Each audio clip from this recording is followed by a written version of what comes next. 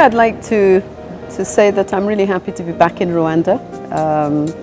This is a neighbor to my country, Kenya. They always welcome us so nicely. And seeing the focus that they have on infrastructure and education also heightens our desire to also repeat some of the good things that they have done. So I'd like to acknowledge our host country as we start. Today we had the meeting and we looked specifically at e-money and at the core set data. It's a very interesting place that we find ourselves. E-money has been discussed now for about 10 years. This is not new. But the issue is that it's moving beyond access and opportunity to impact and quality.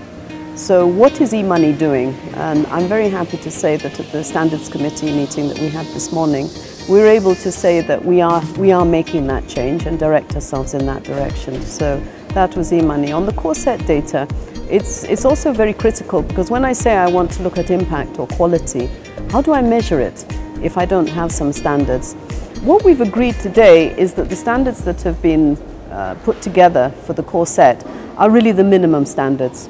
We heard from one of our members from Russia who believes that they have a much more elaborate set of standards already. So we've agreed that these are the core set and more work needs to be done to evolve and improve what we have already put in place. You know, I can speak specifically for the Kenyan case. I think when we first started our mobile journey with M-Pesa way back in 2007, 2008, I think we had something like 30% financial inclusion. We completed our survey, our FinAccess survey this year. We're 88% inclusion.